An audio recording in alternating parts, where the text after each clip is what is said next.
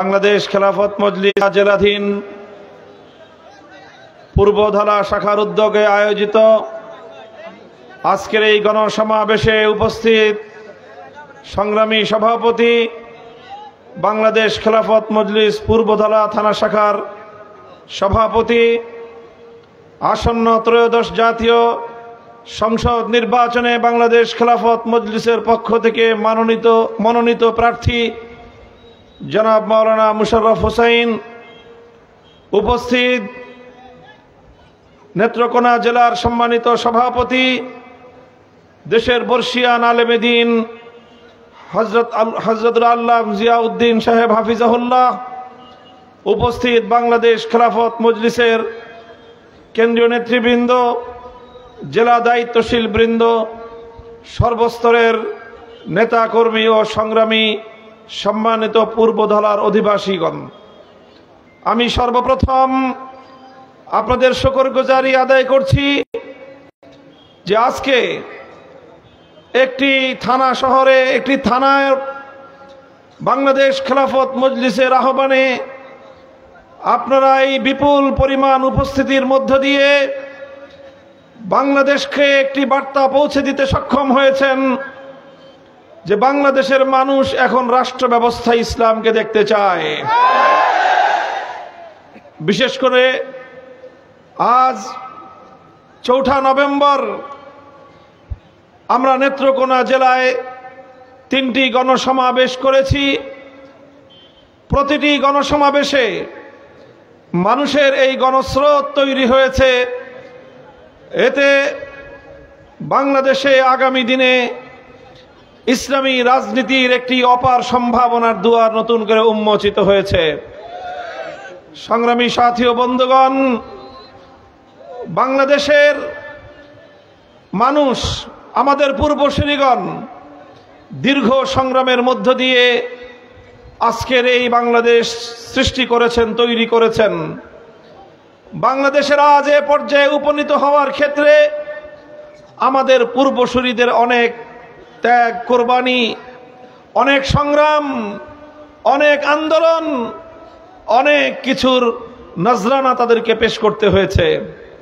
আমাদের পূর্বসূরিরা সেই বিংশ শতাব্দীর গোড়ার দিকে 1905 সালে পূর্ববঙ্গকে পশ্চিমবঙ্গের আধিপত্য থেকে মুক্ত করার জন্য মুসলিম এই জনপদকে কলকাতার দাদা বাবুদের খবরদারি থেকে মুক্ত করার জন্য বঙ্গকে ভঙ্গ করে পূর্ববঙ্গ নামে আলাদা প্রভিন্স তৈরি করেছিল। রবীন্দ্রনাথ ঠাকুরদের নেতৃত্বে উগ্র সাম্প্রদায়িক হিন্দুত্ববাদী গোষ্ঠী বাংলার মুসলমানদের উত্থানকে তারা বরদাস্ত করে নিতে পারে নাই। তারা আবার সহিংস আন্দোলনের মধ্য দিয়ে বঙ্গভঙ্গকে রদ করেছিল। এর পাল্টা জবাব দিয়েছিল বাংলার মানুষেরা। 1947 সালে যখন দেশ বিভক্ত হয়েছে, বাংলার মানুষ তখন দিল্লিকে এবং ভারতকে লাল কার্ড দেখিয়ে স্বাধীন বাংলাদেশকে ভারতীয় আধিপত্যবাদ থেকে মুক্ত করেছিল। বাংলাদেশের মানুষ পূর্ব পাকিস্তান নামে মুসলমানদের জন্য একটি স্বাধীন একটি রাষ্ট্র গঠন করার প্রয়াস চালিয়েছিল। কিন্তু দুর্ভাগ্যের কারণে 1947 সাল থেকে 1971 সাল পর্যন্ত পশ্চিম পাকিস্তানি খান পাঠানদের বৈষম্য, তাদের জুলুম এবং তাদের অত্যাচারের কারণে বাংলার মানুষের সে আশা পূর্ণ হয়নি। আল্লাহর দ্বীন এবং কোরআনের শাসন ব্যবস্থা প্রতিষ্ঠার যে প্রত্যয় নিয়ে, যে স্বপ্ন নিয়ে 1947 সালে দেশ বিভক্ত হয়েছিল, পশ্চিম পাকিস্তানি স্বৈর শাসকদের গাদ্দারির কারণে এদেশে ইসলামী নিজাম এবং ইসলামী শরীয়তের শাসন ব্যবস্থা কায়েম হতে পারেনি।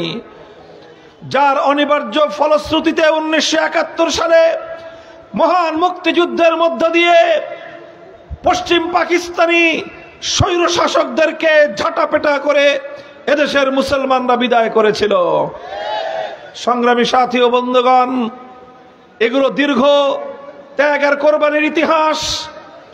এই ইতিহাস আমি আপনাদেরকে এজন্য স্মরণ করিয়ে দিচ্ছি যে আমাদের পূর্বসূরিদের যুগ থেকে যেমনি ভাবে অনেক অর্জন রয়েছে, অনেক বিজয় রয়েছে, দুটি স্বাধীনতার ইতিহাস আমরা রচনা করেছি। 190 বছরের ব্রিটিশ আমলের জাতাকল থেকে, নির্যাতন এবং নিষ্পেষণ থেকে আমরা মুক্তি লাভ করেছি, স্বাধীনতা লাভ করেছি 1947-এ। এরপর 24 বছরের পশ্চিম পাকিস্তানিদের স্বৈরতন্ত্রের জাতাকল থেকে আমরা মুক্তি এবং স্বাধীনতা লাভ করেছি 1971 সালে। কিন্তু দুর্ভাগ্যজনকভাবে প্রতিটি বিজয়ের পর আমাদের বিজয়ের ফসল ঘরে তুলবার আগেই ষড়যন্ত্রকারীরা আমাদের বিজয়ের অর্জনকে ছিনতাই করে নিয়ে গিয়েছে। 1947 সালে ইসলামী শরীয়ত বাস্তবায়নের, ইসলামী রাষ্ট্র ব্যবস্থা বাস্তবায়নের, আল কোরআনের রাজ কায়েম করবার অঙ্গীকার নিয়ে যে রাষ্ট্র গঠন হয়েছিল, পশ্চিম পাকিস্তানিরা তার সঙ্গে গাদ্দারি আর বিশ্বাসঘাতকতা করেছে। একই সাথে একইভাবে 1971-এর মহান মুক্তিযুদ্ধের মধ্য দিয়ে বাংলাদেশের স্বাধীনতা অর্জিত হয়। 1971-এর 16 ডিসেম্বর বাংলাদেশ স্বাধীন হয়। এই স্বাধীনতা যুদ্ধের 9 মাস পূর্ণ সময়ে স্বাধীনতা যুদ্ধে নেতৃত্ব দানকারী শেখ মুজিবুর রহমান সাহেব, তিনি পশ্চিম পাকিস্তানে বন্দী ছিলেন। স্বাধীনতা অর্জিত হওয়ার পর তিনি মুক্তি পেলেন। মুক্তি পেয়ে তিনি পশ্চিম পাকিস্তান থেকে লন্ডন গেলেন। সদ্য স্বাধীন বাংলার মানুষ আশা করেছিল যে তাদের নেতা শেখ মুজিবুর রহমান সাহেব লন্ডন থেকে সোজা বাংলার মাটিতে আসবে, বাংলার জনগণের কাছে আসবে। কিন্তু সেদিন তিনি বাংলার মানুষকে আশাহত করেছেন।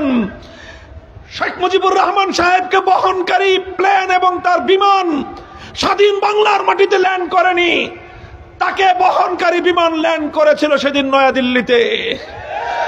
তিনি প্রথম বাংলার মানুষের কাছে আসেননি, তিনি গিয়েছিলেন ভারতের প্রধানমন্ত্রী শ্রীমতী ইন্দিরা গান্ধীর কাছে। আর তিনি গিয়ে শ্রীমতী ইন্দিরা গান্ধীর কাছে কুর্নিশ করার মধ্য দিয়ে এক সাগর রক্তের বিনিময়ে অর্জিত স্বাধীন বাংলার স্বাধীনতাকে ভারত মাতার চরণ তলে তিনি বলি দিয়েছিলেন সেদিন। সংগ্রামী সাথী ও বন্ধুগণ, সেখানে আমাদের দুর্ভাগ্যজনক ইতিহাস রচিত হয়। ভারতীয় প্রধানমন্ত্রী শ্রীমতী ইন্দিরা গান্ধী শেখ মুজিবুর রহমান সাহেবের পকেটে একটা চিরকুট ভরে দিলেন, বলে দিলেন এই আঙ্গিকেই তুমি তোমার দেশ চালাবে এবং তুমি তোমার দেশের সংবিধান রচনা করবে। শেখ মুজিব সাহেব ইন্দিরা গান্ধীর প্রেসক্রিপশন নিয়ে বাংলাদেশে এলেন, 72-এ সংবিধান তৈরি করলেন। আর সেই সংবিধানের মূল নীতিগুলো ভারতীয় সংবিধানের আদলে প্রণীত করে প্রকারান্তরে বাংলাদেশের স্বাধীনতাকে ভারতের কাছে বিক্রি করে দিয়েছেন। সংগ্রামী সাথী ও বন্ধুগণ, তিনি বাংলাদেশের সংবিধানে ধর্মনিরপেক্ষতা নামক ভারতীয় সংবিধানের মূলনীতিকে সেখান থেকে আমদানি করলেন। আমরা ইতিহাসকে সাক্ষী রেখে বলতে চাই, 1947 সাল থেকে 71 সাল 24 বছর পর্যন্ত আওয়ামী লীগ অথবা অন্য কোন রাজনৈতিক দলের কোন নেতা নেত্রী কেউ কোনদিন ধর্মনিরপেক্ষতার কথা বলে নাই। 47-এর দেশ বিভাগের সময় ধর্মনিরপেক্ষতা ছিল না, 52-র ভাষা আন্দোলনের সময় ধর্মনিরপেক্ষতা ছিল না, 54-র যুক্তফ্রন্ট গঠনের সময় ধর্মনিরপেক্ষতা ছিল না, 66-র 6 দফায় ধর্মনিরপেক্ষতা ছিল না, 69-এর গণ অভ্যুত্থানে ধর্মনিরপেক্ষতা ছিল না, 70-এর জাতীয় নির্বাচনে ধর্মনিরপেক্ষতা ছিল না, 71-এর মুক্তিযুদ্ধে ধর্মনিরপেক্ষতা ছিল না, 72 সালে ভারত থেকে ধর্মনিরপেক্ষতা আমদানি করার মাধ্যমে বাংলাদেশের স্বাধীনতার সঙ্গে গাদ্দারি করা হয়েছে। সংগ্রামী সাথী ও বন্ধুগণ, এভাবেই 71-এর মুক্তিযুদ্ধের চেতনাকে হাইজ্যাক করে 72-এর নতুন চেতনা তৈরি করা হয়। সেই থেকে 72 থেকে 2024 সাল পর্যন্ত 53 বছরের ইতিহাস বাংলাদেশের মানুষের সঙ্গে বিশ্বাসঘাতকতার ইতিহাস। 53 বছরের ইতিহাস 71-এর নামে 72-এর ভেজাল চেতনা ফেরি করবার ইতিহাস। 53 বছরের ইতিহাস বাংলাদেশকে ভারতের আশ্রিত রাজ্যে পরিণত করবার ইতিহাস। 53 বছরের ইতিহাস বাংলাদেশের স্বাধীন ইসলামী একটি রাষ্ট্র করবার 1000 বছরের জনতার ইচ্ছা এবং অভিপ্রায়কে দুপায়ে দলবার ইতিহাস। এই 53 বছর বাংলার মানুষ বারবার ছটফট করেছে আধিপত্যবাদ থেকে মুক্ত হওয়ার জন্য। বাংলার মানুষ বারবার ভারতীয় আধিপত্যবাদের শৃঙ্খল থেকে মুক্তি চেয়েছে, কিন্তু আওয়ামী বাকশালীরা তারা বাংলাদেশের মানুষের সেই ইচ্ছাকে সবসময় বুলেটের আঘাতে দমন করবার চেষ্টা করেছে। এমনকি যারা যখন ভারতীয় আধিপত্যবাদের বিরুদ্ধে কথা বলতো, যারা যখন বাংলাদেশকে স্বকীয়তার ঐতিহ্যের ভিত্তিতে দাঁড় করাবার চেষ্টা করেছে, মুসলিম জাতিসত্তার বিকাশ ঘটাবার চেষ্টা করেছে, তখনই তাদেরকে এই বাকশালী আওয়ামী দুর্বৃত্তরা বিভিন্ন ট্যাগ দিয়ে তাদেরকে নানা নামে আখ্যায়িত করে, কখনো রাজাকার, কখনো স্বাধীনতা বিরোধী, কখনো দেশ বিরোধী, কখনো তাদেরকে জঙ্গিবাদী আখ্যায়িত করবার পায়তারা চালিয়েছে।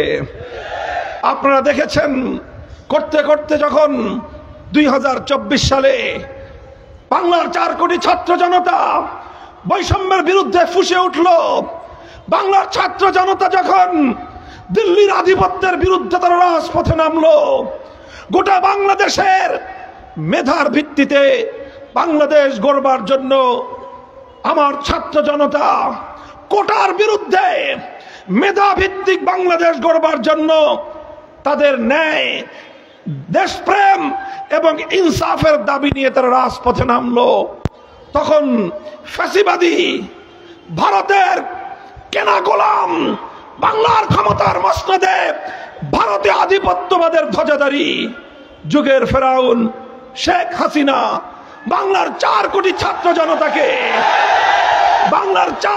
ছাত্র জনতাকে রাজাকারের বাচ্চা বলে গালি দিয়েছিল। সংগ্রামী সাথী ও বন্ধুগণ, সেদিন আমার বাংলার ছাত্র জনতা সকল ভেদাভেদ ভুলে গেল। স্কুল থেকে বেরিয়ে আসলো আমাদের কোমলমতি শিশুরা, কলেজ থেকে বেরিয়ে আসলো আমার সন্তানেরা, পাবলিক এবং প্রাইভেট বিশ্ববিদ্যালয়গুলো থেকে বেরিয়ে আসলো আমাদের ছেলেরা, আলিয়া মাদ্রাসা, কওমি মাদ্রাসা, সকল ভেদাভেদ ভুলে গিয়ে বাংলার 4 কোটি ছাত্র জনতা টেকনাফ থেকে তেতুলিয়া হাতে হাত দিয়ে তারা মানববন্ধন তৈরি করে ফ্যাসিবাদের বিরুদ্ধে তারা রাজপথে নেমে এলো। তারা বলল, বৈষম্যের বিরুদ্ধে কথা বললে যদি রাজাকার হতে হয়, ভারতীয় আধিপত্যবাদের বিরুদ্ধে কথা বললে যদি রাজাকার হতে হয়, দেশের উন্নয়নের কথা বললে যদি রাজাকার হতে হয়, মেধাভিত্তিক একটি সম্ভাবনাময় বাংলাদেশ গড়বার কথা বললে যদি রাজাকার হতে হয়, দেশকে ভালোবাসলে যদি রাজাকার হতে হয়, প্রতিটি শিক্ষাঙ্গন থেকে স্লোগান উঠেছিল, আমি কে তুমি কে। সংগ্রামী সাথী ও বন্ধুগণ, পর্যবেক্ষকরা বলেন সেদিনই শেখ হাসিনার ক্ষমতার কফিনে সর্বশেষ ব্রেক ঠুকে গিয়েছিল। শুধুমাত্র আনুষ্ঠানিকতা বাকি ছিল তার জানাজার। 2024-এর 5ই আগস্ট দুপুর বেলা সেই জানাজা সম্পন্ন হয়। 12 পদের রান্না ছিল গণভবনে, খাওয়ার সুযোগ হয় নাই। 16টা লাগেজ ভর্তি করে হেলিকপ্টার করে যেই দেশের স্বার্থ বাস্তবায়নের জন্য 12টা বছর বাংলার সম্পদ লুটপাট করেছে, 12টা বছর 15টা বছর বাংলাদেশের মেগা প্রকল্পের নামে মেগা দুর্নীতি করে তার মন্ত্রী এমপিরা বিদেশে বেগম পাড়া গড়ে তুলেছিল। এইভাবে বাংলাদেশকে অর্থনীতির দিক থেকে তলাবিহীন ঝুড়িতে পরিণত করবার পায়তারা চালিয়েছিল। যেই দেশের স্বার্থ রক্ষার জন্য 5ই আগস্ট হেলিকপ্টারে পালিয়ে সেই দাদাবাবুদের কোলে গিয়ে তিনি আশ্রয় নিলেন। এবার সেখান থেকে বাংলাদেশের অভ্যন্তরে বাংলাদেশের রাজনীতিকে প্রভাবিত করবার চেষ্টা করছেন তিনি। আবার এদেশের জুলাই বিপ্লবের যারা অংশীজন, যারা 15 বছর পর্যন্ত গুমের শিকার হয়েছে, 15 বছর পর্যন্ত যাদেরকে খুন করা হয়েছে, যেই সকল রাজনৈতিক দল এবং মত ঐক্যবদ্ধভাবে জুলাই বিপ্লব ঘটিয়েছিল, শেখ হাসিনা এবং তার দোসরেরা এবার সেই বিপ্লবীদের মধ্যে ফাটল তৈরি করবার ষড়যন্ত্র শুরু করলো। জুলাই বিপ্লবীরা বলল, জুলাইয়ের অংশীজনরা বলল, আগামীর বাংলাদেশ জুলাই বিপ্লবের ভিত্তিতে করতে হবে। আমরা বললাম আগামীর বাংলাদেশ গড়বার পিছনে 1905 সালের বঙ্গভঙ্গ, 1947 সালের দেশ বিভাগ, 1971-এর মহান মুক্তিযুদ্ধ এবং 2024-এর জুলাই বিপ্লবের ভিত্তিতে আগামীর বাংলাদেশ গড়ে তুলতে হবে। সেই জুলাই বিপ্লবের ভিত্তিতে বাংলাদেশ গড়বার জন্য জুলাই সনদ প্রণীত হলো। সেই জুলাই সনদ প্রণীত হওয়ার পর যখন প্রশ্ন আসলো জুলাই সনদ বাস্তবায়ন করতে হবে, সেই পরাজিত শক্তি আবার তারা ষড়যন্ত্রে মেতে উঠল জুলাই সনদ যেন বাংলাদেশে বাস্তবায়িত হতে না পারে। সংগ্রামী সাথী ও বন্ধুগণ, আপনারা মনে রাখবেন, হে আমার প্রত্যন্ত অঞ্চলের, হে আমার পূর্বতলার এলাকাবাসী, আপনারা পরিষ্কার মনে রাখবেন আমরা কেন জুলাই সনদের পক্ষে এতটা কঠোর অবস্থান গ্রহণ করছি। মনে রাখবেন, বাংলাদেশ আজ দুই ভাগে বিভক্ত। কি বললাম? বাংলাদেশ আজ দুই ভাগে বিভক্ত। বাংলাদেশের সামনে এখন দুটি পথ। একটা পথ ৭২-এর বাকশালী ব্যবস্থায় বাংলাদেশ পরিচালিত হওয়া, আরেকটা পথ হলো জুলাই বিপ্লবের মাধ্যমে আগামীর নতুন বাংলাদেশ নির্মাণ হওয়া। আমি আপনাদেরকে জানতে চাই, আপনারা ৭২-এর পক্ষে না জুলাইয়ের পক্ষে? বাংলার মানুষ মনে রাখো, তোমাদের জুলাই বিপ্লবকে ব্যর্থ করার জন্য ৭২-এর বাকশালীরা আবার তারা ষড়যন্ত্রের জাল বিস্তার করছে। আমরা শপথ গ্রহণ করতে চাই, বাংলার মাটিতে জুলাই বিপ্লবকে ব্যর্থ করবার যে কোনো ষড়যন্ত্র আমরা ঐক্যবদ্ধভাবে রুখে দেব ইনশাআল্লাহ।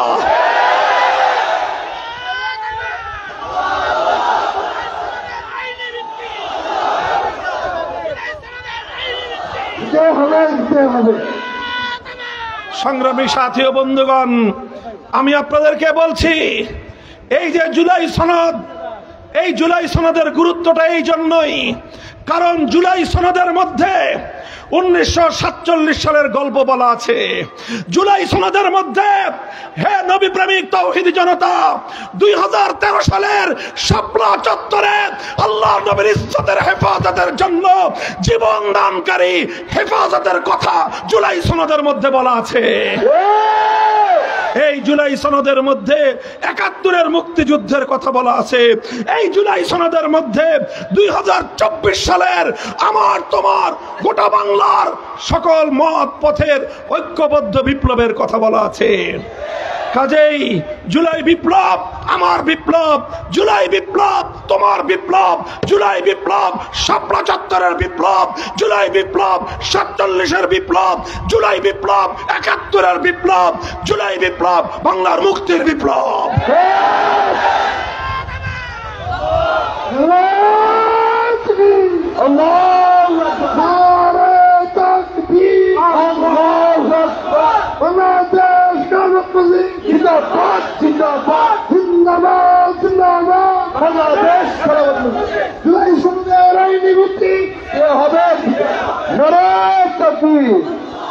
সংগ্রামী সাথী ও বন্ধুগণ, তাই এবার আমাদেরকে শপথ গ্রহণ করতে হবে, শপথ নিতে হবে 47-এর স্বাধীনতাকে পশ্চিম পাকিস্তানি স্বৈর শাসকদের গাদ্দারির কারণে আমরা ঘরে ফসল তুলতে পারি নাই।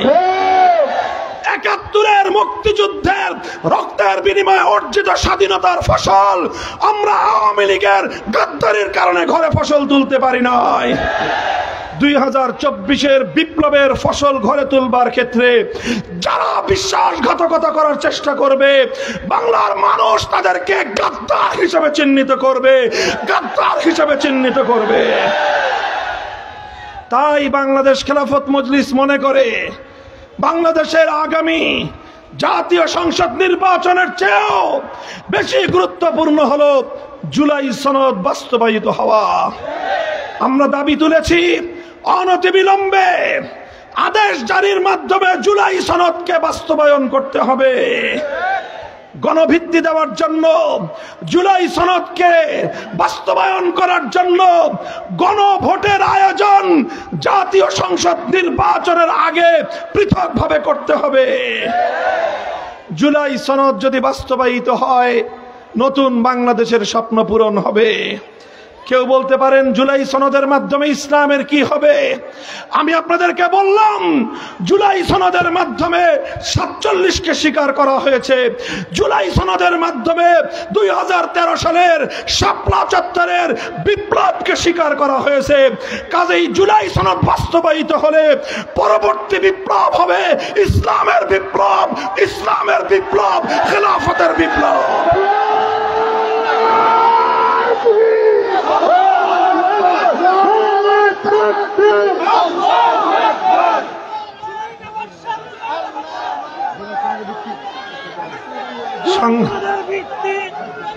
সংগ্রামী সাথী ও বন্ধুগণ, আমি আপনাদের কাছে বলতে চাই, ভাইয়েরা আমার, আপনাদের কাছে আমাদের উদাত্ত আহ্বান, বাংলাদেশ জুড়ে আজ নতুন যে উচ্ছ্বাস তৈরি হয়েছে, টেকনাফ থেকে তেতুলিয়া বাংলার মানুষ সব মত পথ তন্ত্র মন্ত্র তারা দেখে সেরেছে। বাংলার মানুষ এখন অধীর অপেক্ষায় তারা প্রহর গুনছে, অধীর আগ্রহে তারা অপেক্ষার প্রহর গুনছে। তারা বাংলার ক্ষমতার মসনদে আল কোরআনের শাসন দেখতে চায়। তাই আগামী নির্বাচন হবে বাংলাদেশে ইসলামী শাসন প্রতিষ্ঠার নির্বাচন। আগামী নির্বাচন হবে আল্লাহর কোরআনের শাসন বাস্তবায়নের নির্বাচন। আমি আপনাদেরকে আরেকটা কথা বলি, মনে রাখবেন জুলাই বিপ্লবের মূল মুখ্য বিষয় ছিল বৈষম্যের বিলোপ। কথা বলেন ঠিক না বেঠিক? আমরা বৈষম্য চাই না, কথা বলেন ঠিক না বেঠিক? বাংলার মানুষ ইনসাফ চায়, বাংলার মানুষ সাম্য চায়, বাংলার মানুষ ন্যায় বিচার চায়, বাংলার মানুষ আর নতুন করে কোনো ফ্যাসিবাদ দেখতে চায় না, বাংলার মানুষ আর কোনো জালিম অত্যাচারীর শোষণ দেখতে চায় না, বাংলার ক্ষমতার মসনদে আর নতুন কোনো স্বৈরাচার আমরা দেখতে চাই না। ভাই, যদি সত্যিকার অর্থে আমরা বৈষম্যহীন বাংলাদেশ দেখতে চাই, ন্যায় এবং ইনসাফের সমাজ যদি আমরা গড়তে চাই, মনে রাখবেন মানব রচিত কোন তন্ত্র মন্ত্র দিয়ে পূর্ণাঙ্গ বৈষম্যহীন সমাজ গড়া আদৌ সম্ভব নয়। এজন্য পূর্ণাঙ্গ ইনসাফ পূর্ণ সমাজ, মানুষের পরিপূর্ণ অধিকার, ধর্ম বর্ণ নির্বিশেষে, তুমি হিন্দু হও, তুমি বৌদ্ধ হও, তুমি খ্রিস্টান হও, তুমি যে কোনো ধর্মাবলম্বী হও, তুমি উপজাতি হও, আমরা আল্লাহর কোরআনকে সামনে রেখে কথা দিচ্ছি, কোরআনের শাসন কায়েম হলে তোমাদের অধিকার নিয়ে কেউ ছিনিমিনি খেলবার সাহস পাবে না। কেউ তোমাদেরকে রাজনীতির হাতিয়ার হিসেবে তোমাদেরকে নিয়ে খেলতে পারবে না। কেউ রাতের বেলায় তোমাদেরকে কালনাগিনী হয়ে ছবল মেরে দিনের আলোতে ওঝা হয়ে ঝাড়বার নাটক করতে পারবে না। আমরা আল্লাহর কোরআনের পক্ষ থেকে তোমাদের নিরাপত্তা নিশ্চিত করব, তোমাদের জান মাল ইজ্জতের নিরাপত্তা নিশ্চিত করব, তোমাদের ধর্মীয় স্বাধীনতা আমরা নিশ্চিত করব ইনশাআল্লাহ। ভয়ের কোনো কারণ নাই। ধর্ম বর্ণ ভিন্ন মত সবার জন্য খেলাফত। আমাদের স্লোগান ধর্ম বর্ণ ভিন্ন মত সবার জন্য খেলাফত। খেলাফত শুধু মুসলমানের জন্য নয়, খেলাফত যতটা মুসলমানদের জন্য, খেলাফত ততটাই হিন্দুদের জন্য, খেলাফত যতটা মুসলমানদের জন্য, খেলাফত ততটাই বৌদ্ধ খ্রিস্টান প্রত্যেকটি ধর্মাবলম্বীর জন্য। তাই প্রিয় দেশবাসী, আমি আপনাদের কাছে বলতে চাই, আজ বাংলাদেশ খেলাফত মজলিসের প্রতি দেশের মানুষ যে ভালোবাসা দেখাচ্ছে, অকণ্ঠ সমর্থন দেখাচ্ছে, তার ভিত্তিতে আমরা আশা করছি আগামীর বাংলাদেশ গড়বার ক্ষেত্রে ইনশাআল্লাহ বাংলাদেশ খেলাফত মজলিসের গুরুত্বপূর্ণ ভূমিকা থাকবে।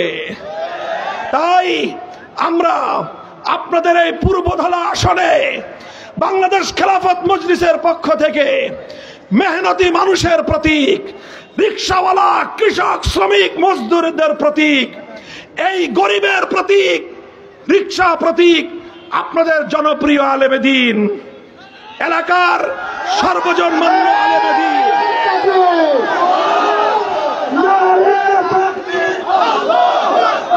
বাংলাদেশ খেলাফত মজলিস মার্কা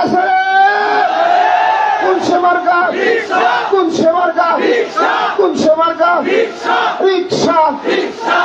আমি আপনাদেরকে জিজ্ঞাসা করতে চাই, মাওলানা মুশাররফ সাহেব যোগ্য প্রার্থী কিনা বলেন? মাওলানা মুশাররফ সাহেব যোগ্য প্রার্থী কিনা বলেন? তিনি মানুষের টাকা পাচার করবেন না, বরং নিজের প্রয়োজনে নিজের খাবারের আহারের টাকা দিয়ে মানুষের প্রয়োজন পূরণ করবেন। সেই বিশ্বাস তার উপরে আমার আছে, আপনাদের আছে না নাই? যদি আপনারা চান একটি উন্নত দেশ গড়ে উঠুক, যদি আপনারা চান বাংলার মানুষের মাথার ঘাম পায়ে ফেলানো, ঘাম ঝরানো অর্থ আর বিদেশে পাচার না হোক, ইসলামের প্রতীক ইসলামী খেলাফত ব্যবস্থার প্রতিষ্ঠার জন্য মাওলানা মুশাররফ সাহেবকে আপনাদের প্রতিনিধি হিসেবে জাতীয় সংসদে আপনারা প্রেরণ করবেন ইনশাআল্লাহ। আপনারা সকলে তার পথে, তার জন্য ঐক্যবদ্ধ হন। পূর্বধলা এলাকায় ইনশাআল্লাহ মাওলানা মুশাররফ সাহেবই হবেন ইসলামী পক্ষ থেকে, ইসলামী সংগঠন সমূহের পক্ষ থেকে একজন যোগ্য প্রার্থী। কথা বলেন ঠিক না বেঠিক? আপনারা যদি তাকে নির্বাচিত করেন, আমি কথা দিচ্ছি আপনাদের দায়িত্বশীল হিসেবে, মাওলানা মুশাররফ সাহেবের দায়িত্বশীল হিসেবে আমি কথা দিচ্ছি, প্রতিটি সুখ দুঃখে দেশ এবং ইসলামের প্রয়োজনে আমরা সর্বাগ্রে আমরা থাকবো ইনশাআল্লাহ। ইসলামের প্রশ্নে, দেশের প্রশ্নে কোন কালো শক্তির সামনে আমরা মাথা নত করব না। দেশকে স্বনির্ভর একটি উন্নত দেশ হিসেবে গড়ে তুলবার জন্য কাঁধে কাঁধ মিলিয়ে সকলকে সঙ্গে নিয়ে একটি সমৃদ্ধ বাংলাদেশ আমরা গড়ে তুলব ইনশাআল্লাহ। আপনাদের সকলকে ধন্যবাদ জানাই। আজ এই বিপুল গণজোয়ার ইনশাআল্লাহ আমাদেরকে আশান্বিত করছে পূর্বধলার মাটি, বাংলাদেশ খেলাফত মজলিসের ঘাঁটি। আল্লাহ পাক রব্বুল আলামিন আপনাদের সকলকে উত্তম বিনিময় দান করুন। বাংলাদেশকে আল্লাহ পাক রব্বুল আলামিন খেলাফত রাষ্ট্র ব্যবস্থা হিসেবে প্রতিষ্ঠা করার জন্য আমাদেরকে আল্লাহ পাক তৌফিক দান করুন। নাসরুম মিনাল্লাহি ওয়া ফাতহুন করিব ওয়া আখিরু দাওয়ানা আলহামদুলিল্লাহি রাব্বিল আলামিন। সুবহানাল্লাহি ওয়া বিহামদিহি সুবহানাকাল্লাহুম্মা ওয়া বিহামদিক আশহাদু আল্লা ইলাহা ইল্লা আনতা আস্তাগফিরুকা ওয়া আতুবু ইলাইক। ইয়া হাইয়্যু ইয়া কাইয়্যুম বিরহমাতিকা নাস্তাগীস। ইয়া হাইয়্যু ইয়া কাইয়্যুম বিরহমাতিকা নাস্তাগীস। ইলাহুল আলামিন রাব্বুল আলামিন, আমরা আপনার জমিনে আপনার দ্বীনকে বিজয়ী করতে চাই। আয় আল্লাহ, আমরা আপনার জমিনে খেলাফত প্রতিষ্ঠা করতে চাই। আয় আল্লাহ, আমরা মানুষকে ইসলাম প্রদত্ত অধিকারগুলো মানুষের ঘরে ঘরে পৌঁছে দিতে চাই। ইলাহুল আলামিন, আপনি আমাদেরকে শক্তি যোগান। আল্লাহ, আপনি আমাদেরকে সাহায্য করুন। আপনার বান্দাদের হৃদয়গুলো আল্লাহ আপনার হাতে। আপনি আপনার বান্দার হৃদয়কে, আপনার বান্দাদের মনকে ইয়া আল্লাহ ইসলামের দিকে, খেলাফত শাসন ব্যবস্থার দিকে আল্লাহ আপনি ঝুঁকিয়ে দিন। উলামায়ে কেরামের উপর আস্থা রাখার হিম্মত এই জাতিকে আপনি দান করুন। রব্বানা তাকাব্বাল মিন্না ইন্নাকা আনতাস সামিউল আলিম। সুবহান রাব্বিকা রাব্বিল ইজ্জাতি আম্মা ইয়াসিফুন ওয়া সালামুন আলাল মুরসালিন। আলহামদুলিল্লাহি রাব্বিল আলামিন।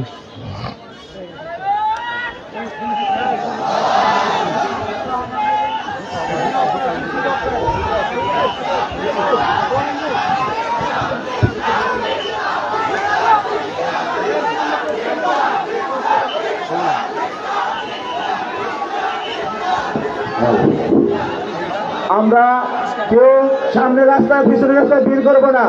হযরতকে যাওয়ার জন্য আমরা সকলেই সহযোগিতা করব।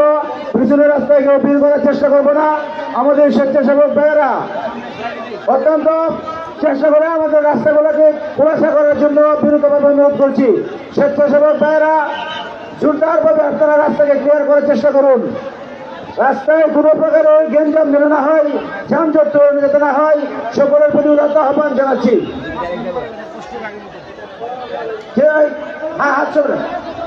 কেউ মুসাফা করার চেষ্টা করবেন না। স্বেচ্ছাসেবক ভাইয়েরা আপনারা সহযোগিতা, কোনো ভাইয়েরা কোনো বিরোধিতা করতে পারে। হযরতকে গাড়ি তোলার জন্য আপনারা সকলে একটু সহযোগিতা করে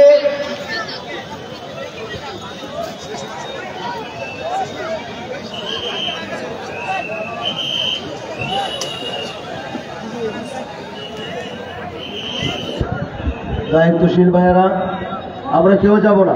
হুজুরকে বিদায় দিয়ে আমরা সকলে মাঠে অবস্থান করব। হুজুরকে বিদায় দিয়ে আমরা সকলে মাঠে অবস্থান করব, আমরা কেউ যাব না। বাংলাদেশ খেলাফত মজলিস। জি আলহামদুলিল্লাহ, আমাদের আজকের যে প্রোগ্রাম এটা সফল হয়েছে। সকলকে ধন্যবাদ জানাই, বিশেষ করে সকলকে ধন্যবাদ জানাই, আমাদের প্রশাসন ভাইদেরকে ধন্যবাদ জানাই এবং আমাদের স্বেচ্ছাসেবক ভাইরা অত্যন্ত মেহনত করে আজকের এই প্রোগ্রামকে সফল করছেন। আপনাদের কষ্ট এবং যা করছেন সব জন্য আল্লাহ তাআলা কবুল করেন। সাংবাদিক ভাইরা আপনারা অনেক কষ্ট করছেন, আপনাদের কষ্টকে আল্লাহ তাআলা কবুল করেন। বিশেষ করে হুজুরের পক্ষ থেকে নির্দেশ, আমরা যারা স্বেচ্ছাসেবক ছিলাম আমরা সকলেই যেন হুজুরের মাদ্রাসায় যাই। হুজুরের আদেশ করছেন, আমরা সকলেই হুজুরের মাদ্রাসায় যাওয়ার যে একটি মোবাইল আছে, যে ভাইয়ের মোবাইল আপনার উপযুক্ত প্রমাণ দিয়ে মোবাইলটা নিয়ে যান। একটি চশমা পাওয়া গেছে, একটি চশমা মোবাইল আছে, রাখেন প্রমাণ দিয়ে নিয়ে যান। আলহামদুলিল্লাহ।